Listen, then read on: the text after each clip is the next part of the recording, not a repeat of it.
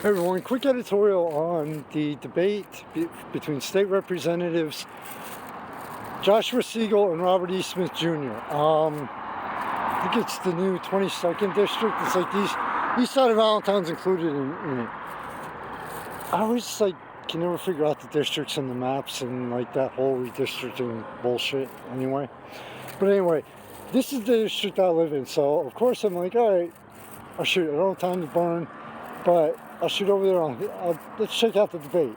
I did contact the League of Women Voters Lehigh Valley regarding if press was allowed to cover it. Unfortunately, did not receive a response after 2 inquiries. So, sorry, can't do the unbiased version here. But, like I said, this is just a quick editorial and rundown. A lot of the questions were your standard topics: violence, energy, abortion, about rail service, both locally here and in Lehigh Valley and to Philadelphia, New York. No surprises in the questions. But I'm not going to tell you who I'm voting for. That'll keep out of it. That's personal for me. But Robert Smith, who he came across to me right from his opening statement as, it's not so much he wasn't prepared for it, but he just came across to me like he hesitated.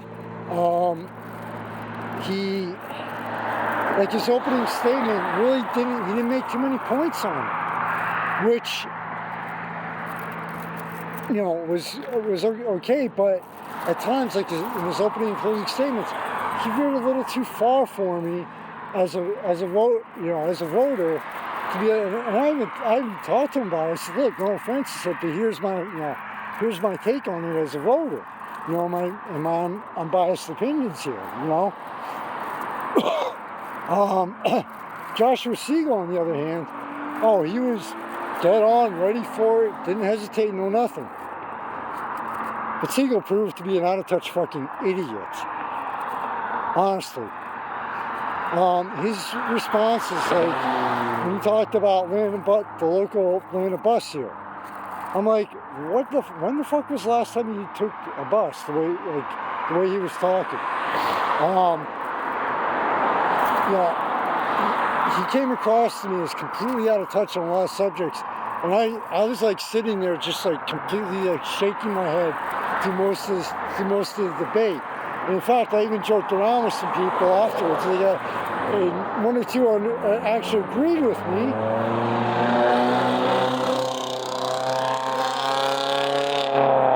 Thank you. 1 or 2 actually agreed with me. I'm like, psychologically, that was one of the most painful things I've experienced in a long time that I can remember. I'm just sitting there is this we're supposed to be until 8:30. At 8:15, I'm like, is this the fucking thing over yet? I gotta use the bathroom, and I really, after this, I need a cigarette, at least. So yeah, honestly, both candidates did not, in my opinion, both candidates could have done a much better job.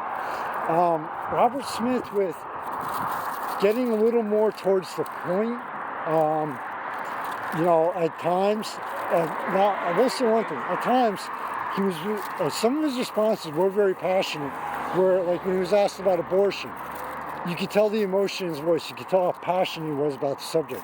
Siegel was just kind of he did have a little emotion, but it was kind of like, oh well, here's my stance on abortion. He was monotone. He was almost he was coming across basically to a point he had an attitude. To a small point, he had an attitude of, well, I already won this. I already won the election. No, you didn't, you dumb fuck. Yeah. He's a Democrat. He even mentioned the unions in the one part about energy jobs. Oh, all the union jobs that'll be created. Congratulations, you fucking idiot. Thanks for announcing that you could give a shit less about non-union workers, you fucking moron. But anyway. Honestly, in my opinion, neither candidate had the edge or advantage in that debate. Neither candidate completely convinced me to vote for him. Like you said, psychologically, especially for it being an hour, that was like painful at times to listen to. I was actually setting up my new phone after several days, which I didn't have to watch, I just listened, you know, I was actually getting some work done. But again, I sat there, especially with Josh Siegel's responses, like, what version of reality are you living in? That you are this far out of touch with the people. You know, and here's another quick example. He talks about the high cost of living. Okay? But yet, he's on Allentown City Council, and mysteriously, in downtown Allentown, there continues to go more and more high-end apartments. Okay, well, what kind of breaks are you ensuring to, make sure people, and he talked about the middle class. So what about I hate to phrase it this way, the people below the middle class and lower class? Don't they matter? But, what about all this high-end, and when he talked about high cost of living, and I talked to a couple people, I mean, no shit, you keep trying to attract people from New York because New York's skyrocketing in cost of living. What the hell do you think is going to happen? It's so. But yeah, in my opinion, as a voter, another candidate won. I know there's one I'm not going to say who I'm leaning towards as a voter. None of your business. Sorry, personal. If you don't respect that, oh well, your problem, not mine. To you, like I said, it started in a valley. Welcome to the fire. Michael Phoenix, founder and staff of Fire City Illusion, its predecessor, Surrealville City, and going back to the beginning, a valley and beyond, to your family and friends. Enjoy autumn, enjoy the change of seasons. If you're living in the north, and enjoy and adjust to the cold weather like I'm trying to do. But above all, please stay safe.